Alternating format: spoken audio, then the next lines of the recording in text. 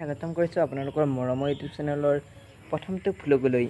আজি আপোনালোকক মই এটা বেলেগ হেৰি লৈ আহিছোঁ, কাৰণ মানে আজি এটা কঁঠাল খাম।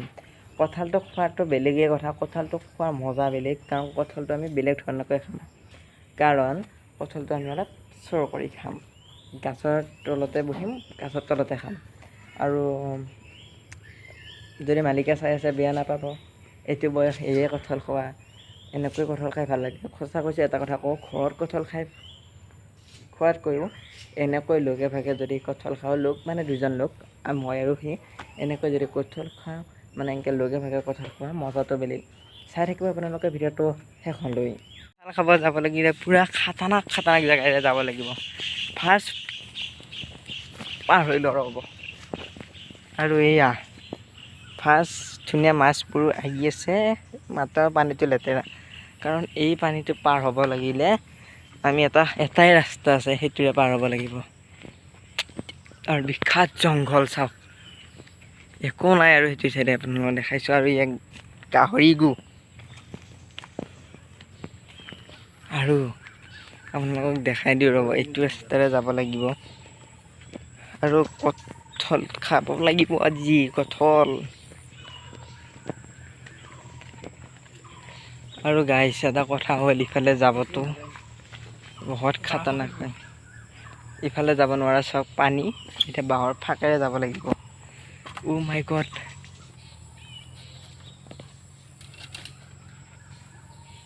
আপোনালোকে দেখা পাইছে কি খাতাৰনাক জেগাৰে আহিলোঁ মই কঁঠাল খাবৰ বাবে। কষ্টটো কৰিব লাগিব ভাই, চোৰ কৰিব লাগিলে। আকৌ পিছত গাঁৱত ওলালে চোৰ বুলি নাম নল'লে ৰক্ষা। আৰু কি জেগাত আহিছোঁ আপোনালোকে চাওক এবাৰ, সামান্য কঁঠাল এটা খাবৰ বাবে। ঘৰত সঁচা কৈছোঁ, আপোনালোকে বিশ্বাস ৰাখক, লাগে ভিডিঅ' বনাই দিম। ঘৰত আমাৰ কঁঠালৰ গছ আছে, কিন্তু এনেকৈ খোৱা মজাটো বেলেগ।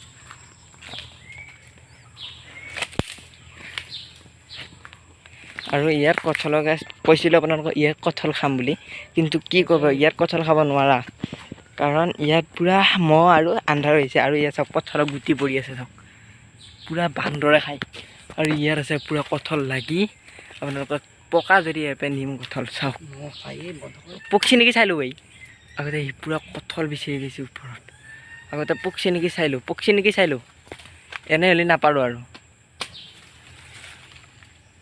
নাই পকা, এনেয়ে পাৰিলা নে, নাপাবি নাই পকা যদি নাই। এই চাওক, এইটো পকা পূৰা কঁঠাল গাইছ, কঁঠাল। অ' মাই গড, বিয়াৰ ওজন কঁঠাল গাইছ। কঁঠাল লৈ আহি গ'লোঁ, কিন্তু দুৰ্ভাগ্যবশত কঁঠাল এটা আনিলোঁ, কিন্তু এটা পকা নাই। ভাবিছিলোঁ গাছতে পকি আছে, নাই। চালোঁ কঁঠাল, কিন্তু কঁঠাল নপকিলে কি কৰিব, দেখিছে ঐ আই, চকুৱে মুখে হাঁচি। আৰু তাতে খাম বুলি ভাবিছিলোঁ, পিছে তাতেতো খোৱা বাদেই দি, এনেকুৱা চাৰুৱা মহ। আপোনালোকে বহুতে কি মহ বুলি কৈ নাজানো, মানে সৰু খেচখেচীয়া মহ, কি সৰু মহ মখা কামেৰে যি গাইছ, সেই মখা মহ আমি চাৰুৱা মহ বুলি কওঁ। ইয়াৰ আৰু কঠীয়া, সেই মহ মখাই বহুত কামেৰি দিলে। আপোনালোকক কঁঠাল খোৱা ভিডিঅ' দেখাম বুলি কৈছোঁ, আৰু দেখামেই, কাৰণ ঘৰৰে বান্দৰমূৰীয়া কঁঠাল পকি আছিল। আৰু লৈ আহি কঁঠাল ফালিম, এতিয়া পূৰা পলিচিন আছে তলত, এতিয়া কঁঠাল হৈ যাব, চাই থাকক। এয়া কঁঠাল ফালি আছোঁ, আপোনালোকে দেখা পাইছে কঁঠাল গাইছ। ৱাও, কি ধুনীয়া কঁঠাল, চাওক এবাৰ, বান্দৰমূৰীয়া কঁঠাল। আৰু এতিয়া আমি খাম, চাওক। আৰু গাইছ, মোৰ কঁঠাল খোৱা মোচনটো অলপ শ্ল' মোচন কৰি দিলোঁ, চাওকচোন আপোনালোকে।